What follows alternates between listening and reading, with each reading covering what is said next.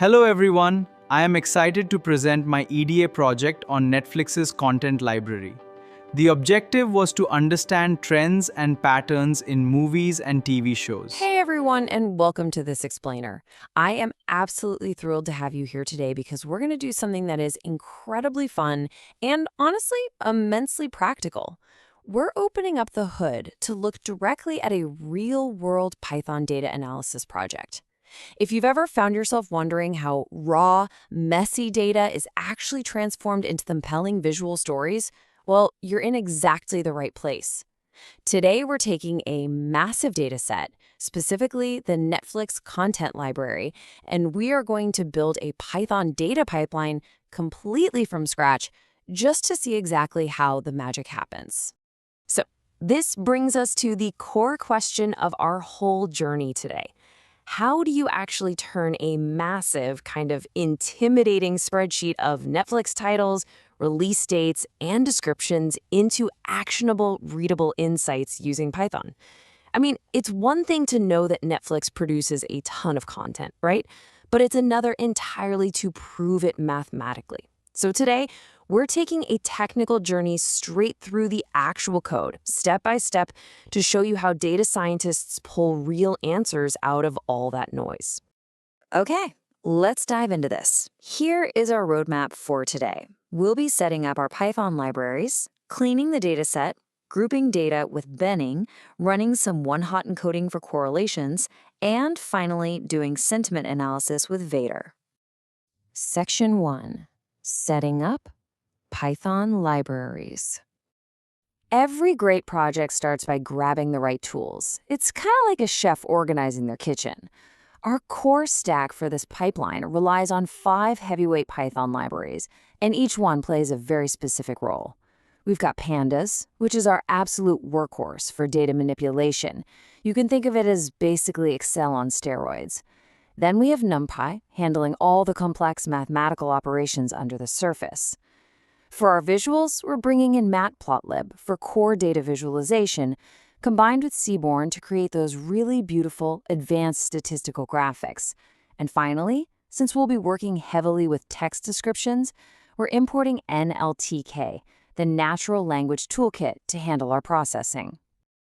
Taking our first step from abstract concepts into executable syntax, we just drop into a Jupyter notebook and run our import statements. Loading these libraries right at the top ensures all our data manipulation and visual superpowers are going to function perfectly downstream. Section 2. Cleaning the Netflix dataset. Now for the messy reality of data science.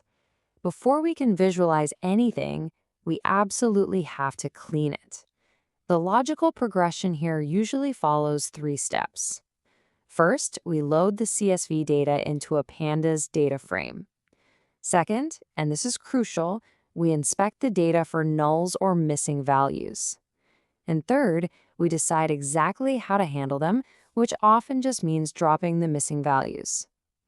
Doing this meticulously right at the start ensures our final analysis isn't skewed by inconsistent information. Check out this output. By running a quick dataset.isNull.sum, Python instantly tallies up every empty cell. And look at that, we have exactly 2,389 missing values in the director column. I mean, I guess those movies just directed themselves, right? We're also missing 718 in cast and 507 in country. If we tried to visualize this without handling those nulls first, our pipeline would either totally crash or just feed us false patterns. Spotting this early literally saves the whole project. Section 3. Grouping data with binning.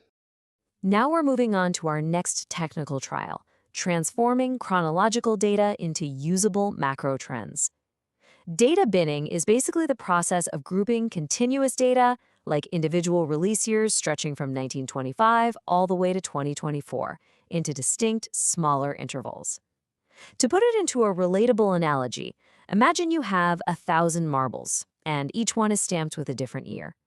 Binning is like taking physical buckets labeled 2010 to 2014 or 2015 to 2019 and sorting those individual marbles into those specific buckets. It drastically simplifies our analysis. Now, what's really interesting about this code block is how we execute this programmatically. We use a Pandas function called pd.cut. By setting up a range for 5-year intervals, pd.cut automatically slices that continuous release year column into a brand new, neatly organized binned column called release year underscore group. And the payoff for that code is immediate.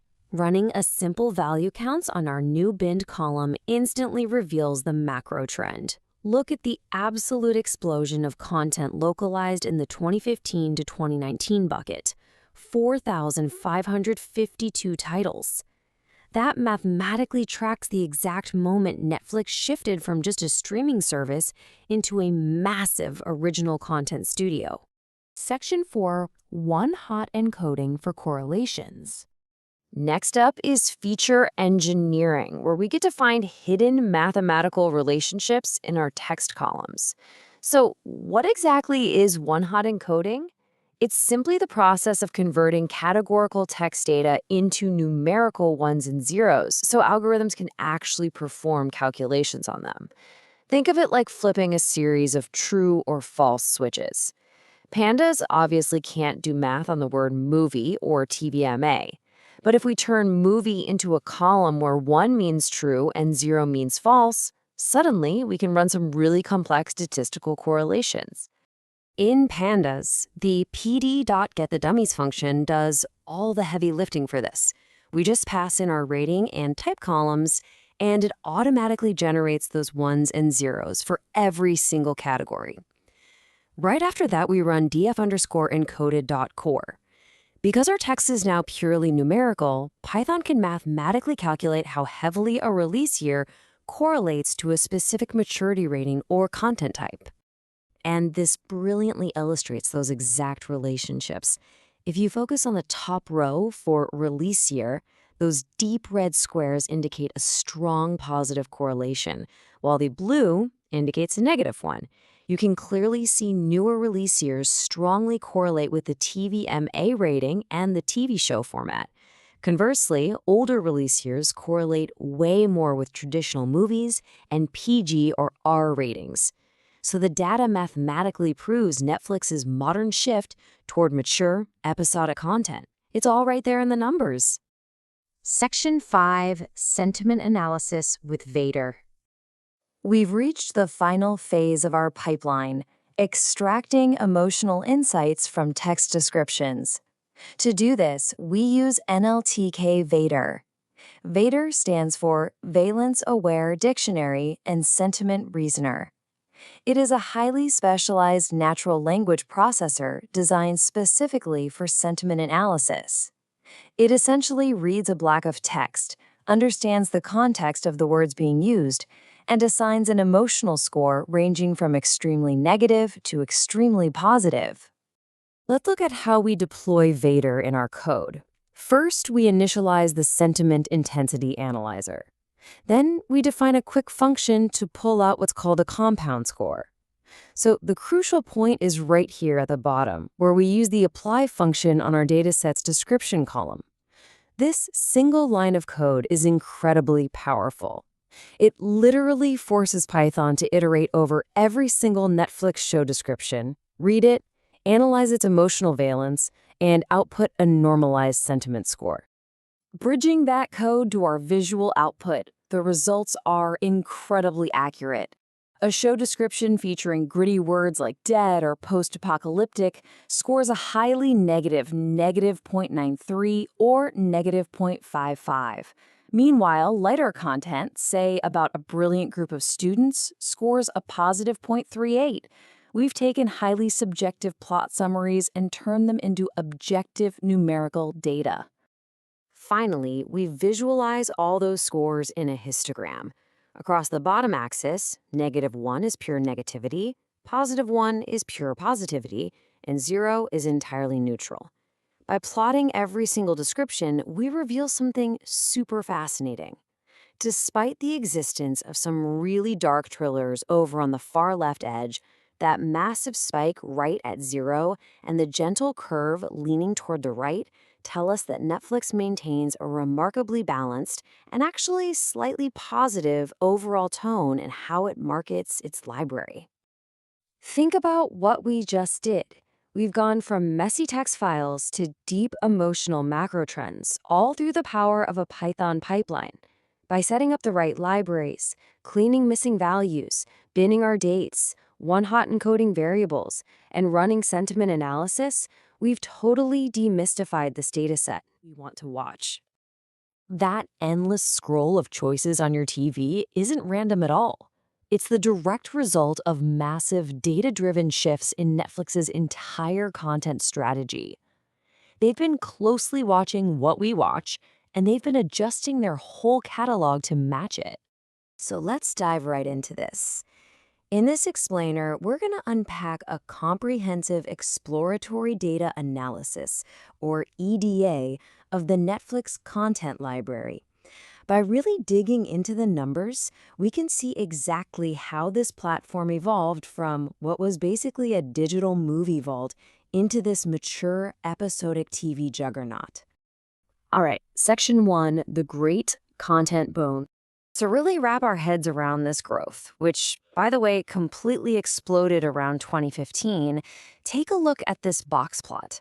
On the right, you can see movies have this incredibly long historical tail in the catalog, stretching all the way back to titles from the 1940s. Historically, movies totally dominated the platform. But on the left, the data reveals a steady, massive surge in episodic TV content. It's grown so much that TV shows actually surpassed movies in the 2020 to 2024 block. The median release year for a TV show on Netflix is much more recent than a movie. They are literally pouring their resources into series. But hey, what about the movies they are releasing? Well, here's a super fascinating and maybe slightly concerning statistic. According to the data, average movie durations have dropped significantly. Back in 2012, your average Netflix movie ran about 100 minutes.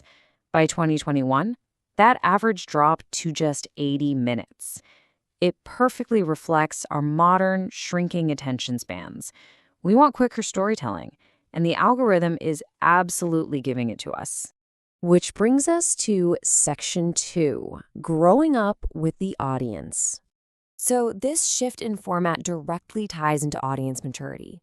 What's wild here is the sheer dominance of those big blue and orange slices. That giant blue section represents TVMA ratings, making up a massive 36.8% of the entire catalog. Right next to it is TV14 at 24.8%. Combined, that is the vast majority of the platform. This data clearly proves that Netflix is aggressively targeting teens and adults. Family-oriented content has just grown much more slowly in comparison. Now, to see exactly how these ratings connect to when content was actually released, we're going to use a specific type of chart. Before we look at it, let's just briefly define it so we're all on the same page. A correlation heat map is basically just a visual data tool. It uses color intensity to show the relationship between different variables.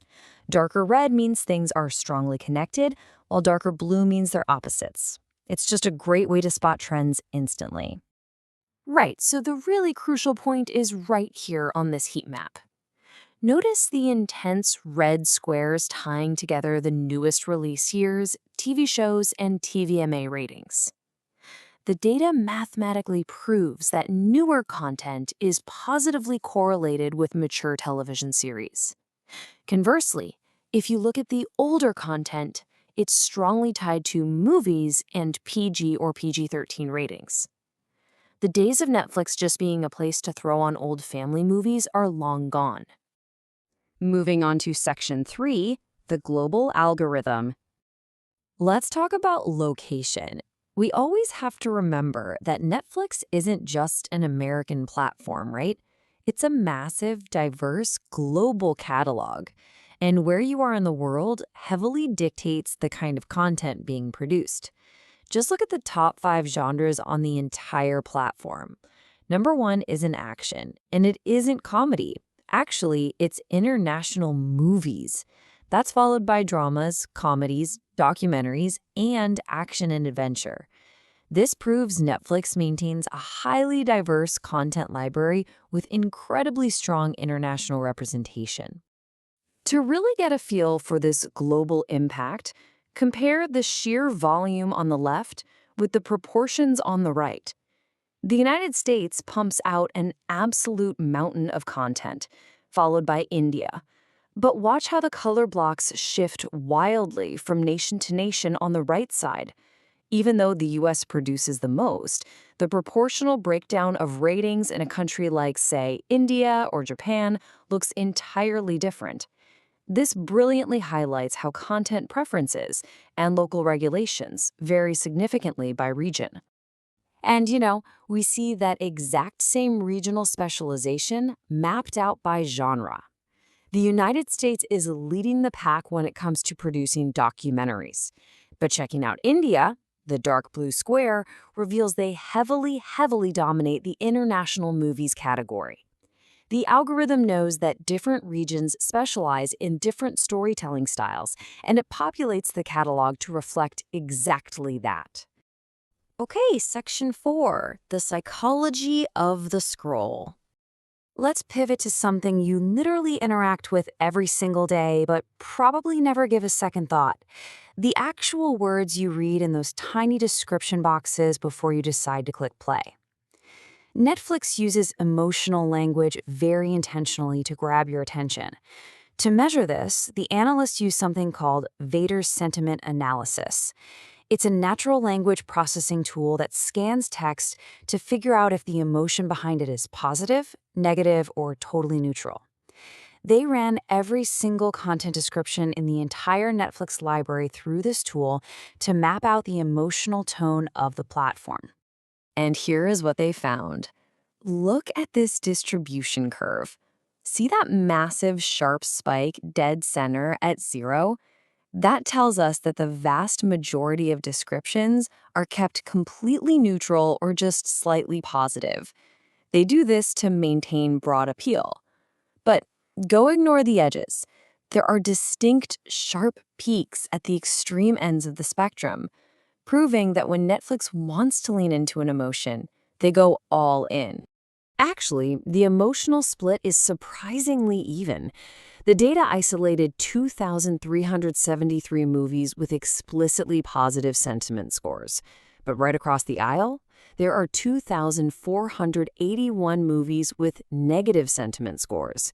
And when they go negative, it gets really dark. The data flagged thrillers like A Kind of Murder and Cut Bank with extreme negative scores of nearly minus 0.97. They want you to feel the tension before the movie even starts. Finally, section 5. Who directs the algorithm? So what's the big takeaway from all of this? The exploratory data analysis makes one thing crystal clear. Netflix didn't just accidentally become what it is today. It consciously transitioned from a general movie vault into a highly focused catalog of mature TVMA episodic shows, shorter 80-minute movies, and globally diverse, emotionally targeted content. Which leaves us with one final, fascinating thought. The data perfectly maps the evolution of Netflix's library to our viewing habits. But you have to ask yourself, are they shaping our tastes by feeding us shorter, more mature content? Or are they simply reflecting exactly what we are demanding through our clicks? Do you drive the algorithm, or does the algorithm drive you?